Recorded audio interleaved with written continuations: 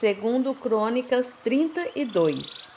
Depois de tudo que Ezequias fez com tanta fidelidade, Senaqueribe, rei da Assíria, invadiu Judá e sitiou as cidades fortificadas para conquistá-las.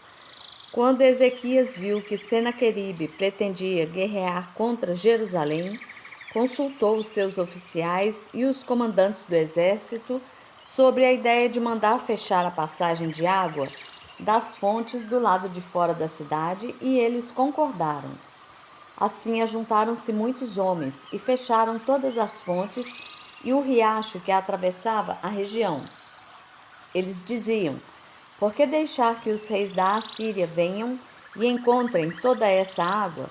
Depois, com grande empenho, reparou todos os trechos quebrados do muro e construiu torres sobre ele. Construiu outro muro do lado de fora do primeiro e reforçou o Milo da cidade de Davi. E mandou fazer também muitas lanças e muitos escudos.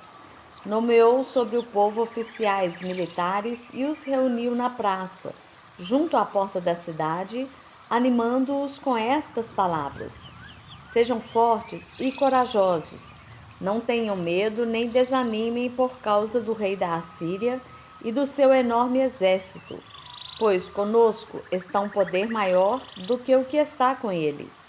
Com ele está somente o poder humano, mas conosco está o Senhor, o nosso Deus, para nos ajudar e para travar as nossas batalhas. E o povo ganhou confiança com o que disse Ezequias, rei de Judá. Mais tarde, quando Senaqueribe, rei da Assíria, e todas as suas forças estavam sitiando Laquis, mandou oficiais a Jerusalém com a seguinte mensagem a Ezequias e a todo o povo de Judá que morava lá. Assim diz Senaqueribe, rei da Assíria: em que vocês baseiam a sua confiança para permanecerem cercados em Jerusalém? Quando Ezequias diz: o Senhor, o nosso Deus, nos salvará das mãos do rei da Assíria, ele os está enganando para deixá-los morrer de fome e de sede. Mas não foi o próprio Ezequias que retirou os altares desse Deus, dizendo a Judá e a Jerusalém: vocês devem adorar diante de um só altar e sobre ele queimar incenso? Vocês não sabem o que eu e os meus antepassados fizemos a todos os povos das outras terras? Acaso alguma vez os deuses daquelas nações conseguiram livrar das minhas mãos a terra deles? De todos os deuses das nações que os meus antepassados destruíram, qual deles conseguiu salvar o seu povo de mim? Como então o Deus de vocês poderá livrá-los das minhas mãos? Portanto, não deixem Ezequias enganá-los ou iludi-los dessa maneira.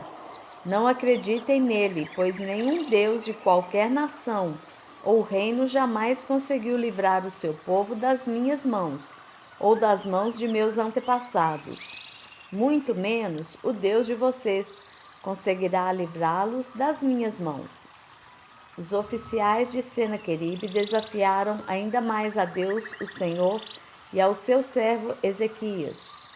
Senaqueribe também escreveu cartas insultando o Senhor, o Deus de Israel, e o desafiando.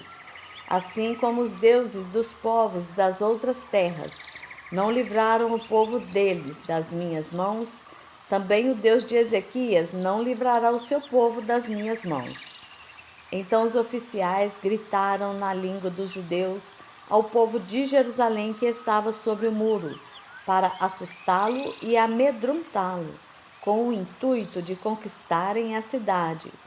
Referiram-se ao Deus de Jerusalém como falavam dos deuses dos outros povos da terra, que não passam de obra das mãos dos homens. Por tudo isso, o rei Ezequias e o profeta Isaías, filho de Amós, clamaram em oração aos céus. E o Senhor enviou um anjo, que matou todos os homens de combate e todos os líderes e oficiais no acampamento do rei assírio, de forma que este se retirou envergonhado para a sua terra.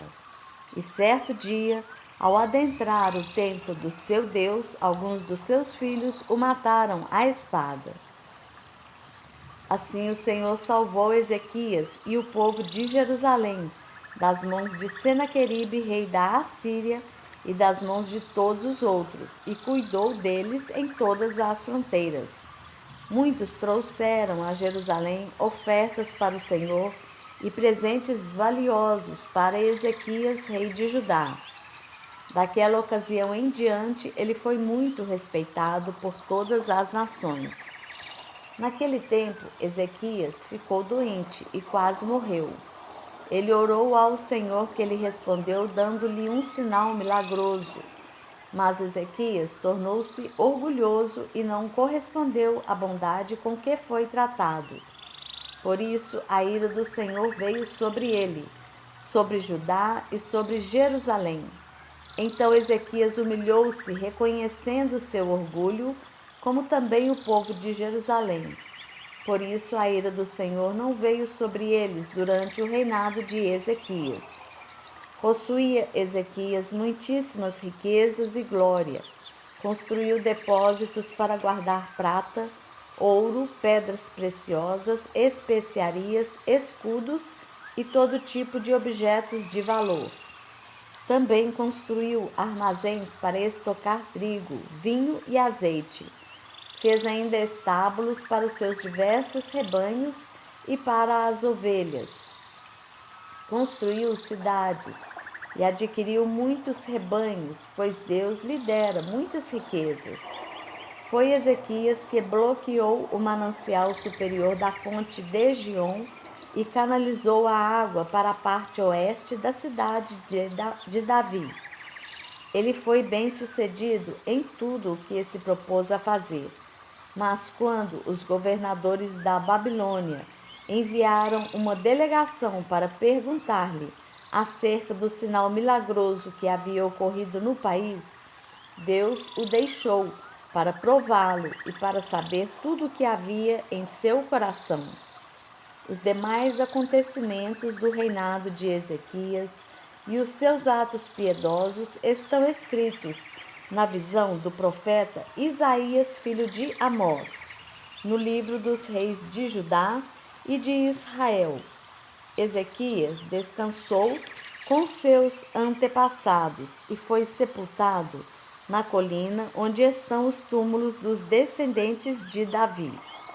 Todo o Judá e o povo de Jerusalém prestaram-lhe homenagens por ocasião da sua morte, e seu filho Manassés foi o seu sucessor.